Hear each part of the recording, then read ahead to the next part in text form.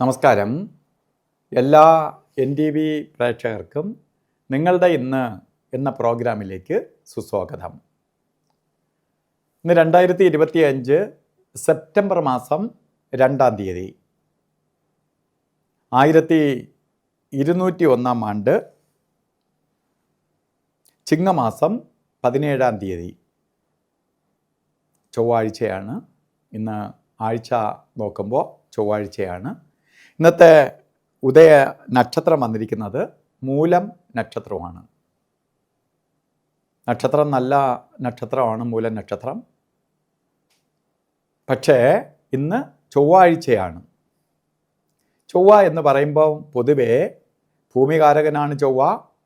എങ്കിൽ പോലും ചൊവ്വയെ നമ്മൾ ഭയത്തോടു കൂടിയാണ് കാണുന്നത്. പാപഗ്രഹങ്ങളിൽ വളരെ ശക്തനായിട്ടുള്ള ഒരു ഗ്രഹമാണ് ചൊവ്വ. അതുകൊണ്ട് എല്ലാവർക്കും ജാതകത്തിൽ ചൊവ്വ മോശമായിട്ടൊന്നും നിൽക്കുന്നവരായിരിക്കത്തില്ല. പക്ഷേ നമ്മൾ ചൊവ്വയെ പൊതുവെ മൊത്തത്തിൽ നമ്മൾ എടുത്താണ് ഫലം, ഒരു ദിവസത്തെ ഫലം പറയണേ. ജാതകങ്ങളിൽ ചൊവ്വ ഉച്ചത്തിലോ സ്വക്ഷേത്ര ബലത്തിലോ ഒക്കെ നിൽക്കുന്നവർക്ക് ഈ ചൊവ്വയുടെ ദിവസം അല്ലെങ്കിൽ ചൊവ്വ അവർക്ക് ദോഷപ്രദമായി മാറുകയൊന്നുമില്ല. പക്ഷേ കൂടുതൽ പേരുടെ ഫലത്തെ എടുത്ത് പ്രവചനം നടത്തുമ്പോൾ ചൊവ്വാഴ്ച ദിവസവും കൂടി ആയതുകൊണ്ട് അത്ര ശുഭപ്രദമായ ദിവസമല്ല. അതുകൊണ്ട് നമ്മൾ ശുഭകാര്യങ്ങൾ ചൊവ്വാഴ്ച ദിവസങ്ങളിൽ ചെയ്യാറില്ല, മാറ്റിവെക്കും. അതായത് വിവാഹമാവട്ടെ, മറ്റെന്തെങ്കിലും ശുഭകാര്യങ്ങളാവട്ടെ, നമ്മൾ ചൊവ്വാഴ്ച വേണ്ട എന്ന് മാറ്റിവെക്കും. കാരണം ചൊവ്വ പാപഗ്രഹമായതുകൊണ്ട്. അപ്പോൾ ഇന്ന് ബർത്ത്ഡേ വന്നിട്ടുള്ളവർ, ചിങ്ങമാസത്തിലെ മൂലം നക്ഷത്രം ബർത്ത്ഡേ ആയിട്ട് വന്നിട്ടുള്ളവർക്ക് ഒരു വർഷത്തെ ഫലത്തെ നമുക്ക് ചിന്തിക്കുമ്പോൾ ഒരു ഭാഗ്യദായകമായ ഒരു വർഷമല്ല നിങ്ങളുടേതെന്നറിയുക. പലതരത്തിലുള്ള അസ്വസ്ഥതകളുണ്ടാവും. പ്രത്യേകിച്ച് ആക്സിഡൻറ്റ് വരാം, കേസ് വഴക്കുകൾ വന്നു ചേരാം. ഭൂമികാരകനാണ് ചൊവ്വ. ഭൂമിയുമായി ബന്ധപ്പെട്ട് വഴക്കോ പ്രശ്നങ്ങളോ തർക്കങ്ങളോ ഉണ്ടാവാം. അതുപോലെ കേസ് വഴക്കുകളിൽ പെടാം. സർജറിക്ക് വിധേയമാവാം. സഹോദരങ്ങൾ തമ്മിൽ സഹോദരഭാവമായിട്ട് അഭിപ്രായ ഭിന്നതകളുണ്ടാവാം. ഇതൊക്കെ വരാൻ സാധ്യതയുണ്ട് എന്ന് നമുക്ക് മുന്നറിയിപ്പ് തന്നിരിക്കുകയാണ്. അതുകൊണ്ട് എന്ത് ചെയ്യണം, നമ്മൾ ഈ ബർത്ത്ഡേ വന്നിട്ടുള്ളവർ ഒരു വർഷത്തെ ഫലത്തെ ചിന്തിക്കുമ്പോൾ ഇതൊക്കെ വരാതെ നമുക്ക് എങ്ങനെ കൊണ്ടുപോകാം?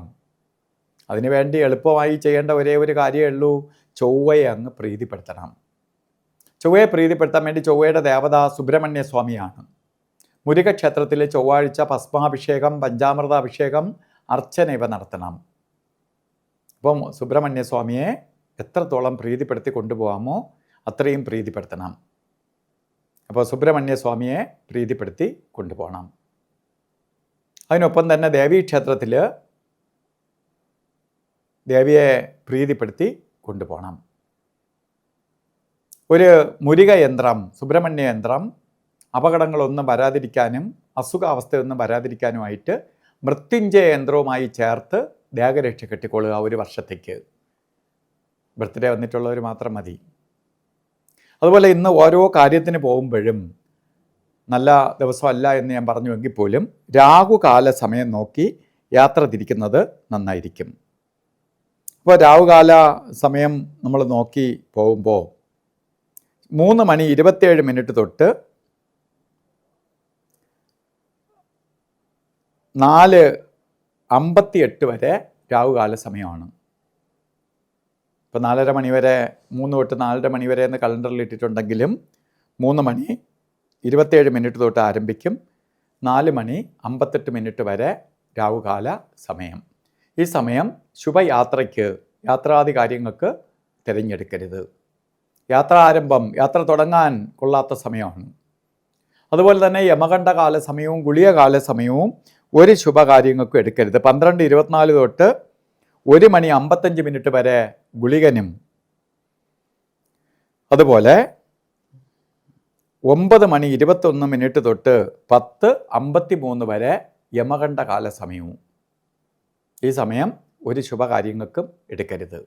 ഇന്ന് നമുക്ക് ചൊവ്വാഴ്ച ദിവസം കൊള്ളൂല എന്നൊക്കെ ഞാൻ പറഞ്ഞെങ്കിൽ പോലും പലപ്പോഴും നമുക്ക് പല കാര്യങ്ങൾ ഇന്ന് ചെയ്യേണ്ടി വരും. ചിലപ്പോൾ ഒരു എഗ്രിമെൻറ്റിൽ ഒപ്പിടേണ്ടി വരും.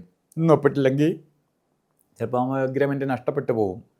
അപ്പോഴൊക്കെ നമുക്ക് എന്തെങ്കിലും ഒരു വഴി ഉണ്ടായേ പറ്റുള്ളൂ. അതിന് വേണ്ടിയിട്ടാണ് നമ്മൾ അഭിജിത്ത് മുഹൂർത്തത്തെ എടുക്കണേ. ഇന്നത്തെ എല്ലാ ഗ്രഹദോഷത്തെയും മാറ്റി നിർത്തി നമുക്കൊരു പോസിറ്റീവ് വലയം ഉണ്ടാക്കി തരും അഭിജിത്ത് മുഹൂർത്തം. ആ അഭിജിത്ത് മുഹൂർത്ത സമയമാണ് എല്ലാ ദിവസവും 2 നാഴികയോളം സമയമുണ്ട്. സൂര്യ ഉദയം തൊട്ട് 14 നാഴിക തൊട്ട് 16 നാഴിക വരെ 2 നാഴിക സമയം, 48 മിനിറ്റോളം സമയം. 48ൽ 44 മിനിറ്റേ ഉള്ളൂ. ഇടയ്ക്കൊരു 4 മിനിറ്റ് നല്ലതല്ല. ഇന്ന് നമുക്ക് അഭിജിത്ത് മുഹൂർത്തം പറഞ്ഞത് 12 മണി മുതൽ 12:48 വരെയാണ്. അപ്പോൾ ഇതിൽ ഇടയ്ക്കുള്ള ഒരു 4 മിനിറ്റ് ഒഴിച്ച് ബാക്കി 44 മിനിറ്റും നമുക്ക് ഏതെങ്കിലും ശുഭകാര്യങ്ങൾക്ക് എടുക്കാം.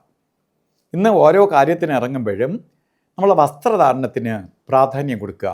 കുറേ നെഗറ്റീവിനെ ഇല്ലാതാക്കാൻ സാധിക്കും നമ്മൾ ധരിക്കുന്ന വസ്ത്രം.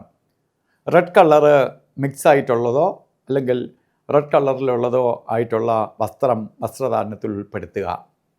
ഇല്ലെങ്കിൽ നമുക്കൊരു കർച്ചീപ്പായിട്ടെങ്കിലും ഒരു ചുവന്ന തുണി കയ്യിൽ കരുതുക.